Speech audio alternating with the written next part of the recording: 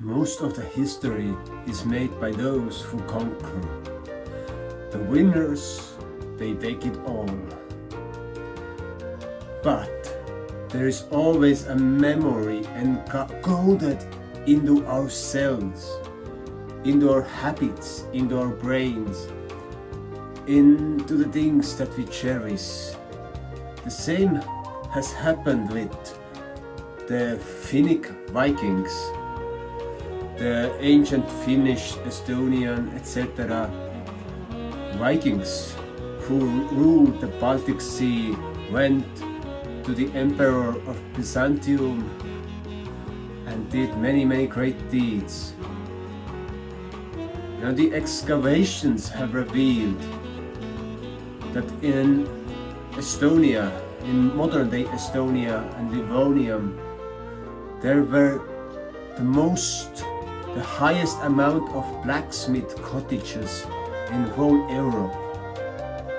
So they had 1000 years ago an active weapon industry that no one speaks about. And if we look at Greenland, Grönaland,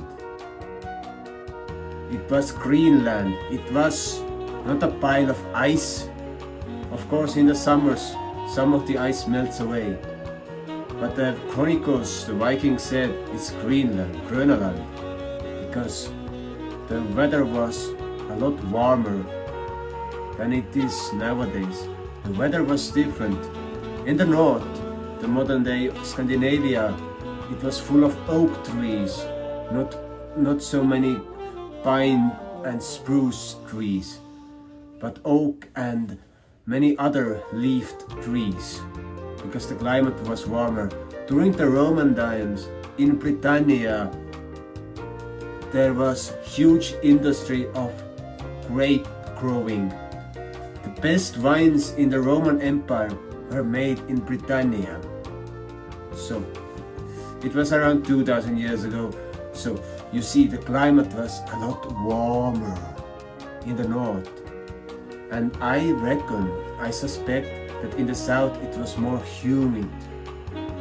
That, for example, 5,000 to 6,000 years ago, the Sahara was not a desert. There was huge river basin going through the modern Sahara desert. So now let's get back from the climate. We see that 1000 years ago in Estonia, in modern Estonia, there were huge blacksmith cottages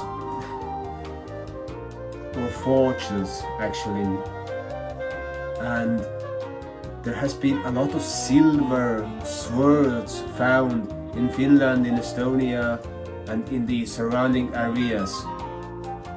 And then there was this man, Edgar Walter Sachs, who in the 60s, 70s wrote about the Finnic history, that the lands of Saxony, North Poland, they were all Finnic peoples, the Baltic Finnics, who inhabited those lands, and there was this whole culture. But it was assimilated shortly after there was the culture by the Germanic peoples, who took on their own traditions and especially the language. But how could he propose such things? Because he studied the place names and the roots of the place names, and from there you can find a lot of evidence. And many people who are listening to this video, they could disagree, because they have been indoctrinated with this knowledge of the conquerors. And this happens. When something is conquered, it is destroyed forever, unless there are those brave people who will speak up and change the context of history, I must say. So there was this Finnish doctor of history who was studying the Kalevala text, and he found out that the kingdom of Kalevala was a real thing, and it was located in the nowadays Estonia, Livonia, and in southern parts of Finland. In the north of Finland there was the kingdom of Kainuun kuningaskunta, and he discovered that there's actually a lot of documentation how the Crusaders, when they came, they took down the dragon flag.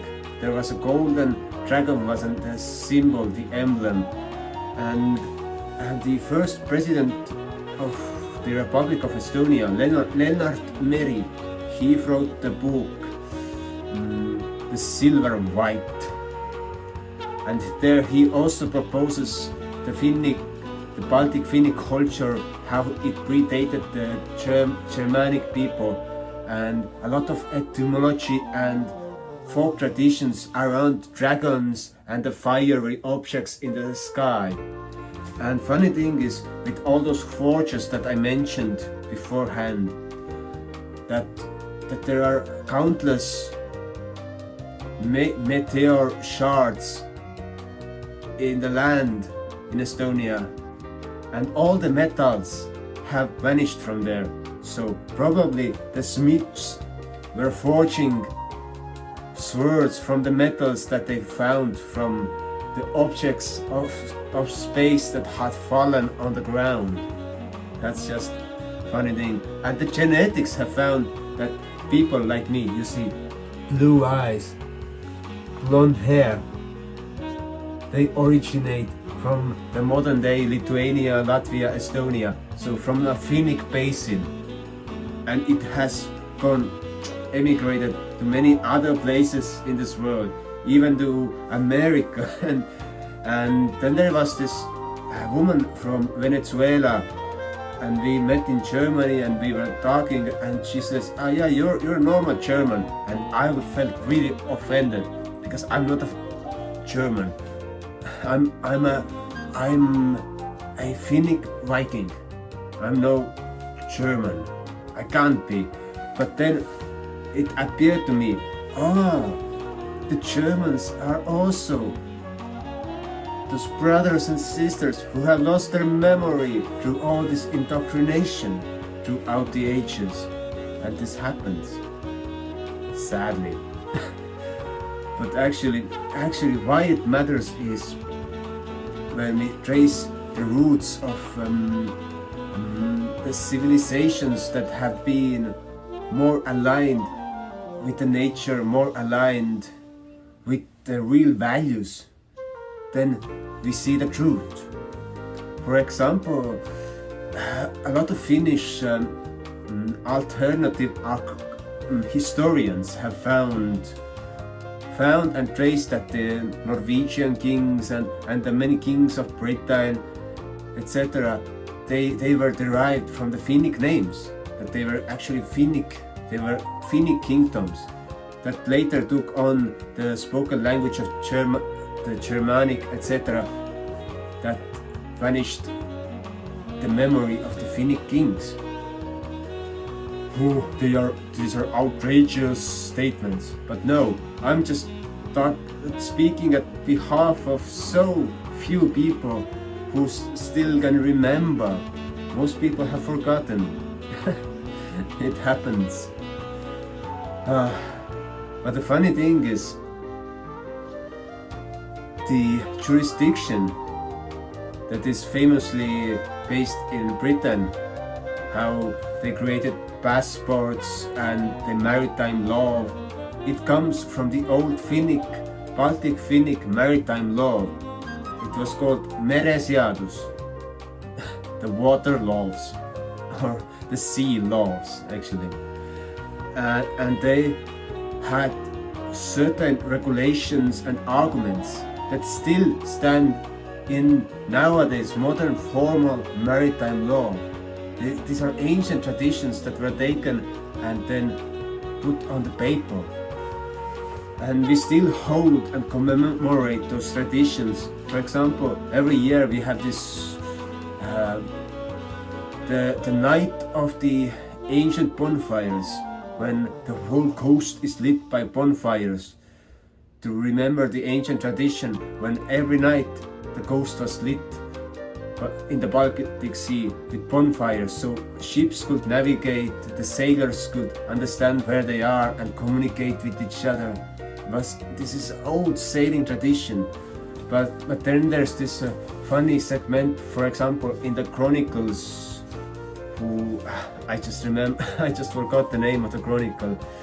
The chronicle that the Levi Heinrich, the chronicle of Heinrich, who tells how they came to the lands of the modern Estonia, Livonia, to conquer the Crusaders, and then there was this occurrence that the Germanic Crusaders were cutting down trees for the bows of their ships, and suddenly there were a swarm of Estonian Vikings around and attacked them and slaughtered them all. Not because they were Crusaders or something, but they broke the law, they broke the maritime law. They went to the coast and without the permission of the owner or the custodian of the land, they cut down a tree to use it for their own good. For cutting down a tree, they must have had a permission and agreement. That's the old law that still sustains itself as we see land ownership and other aspects like that. So, I hope you enjoyed. I wish you a good day and good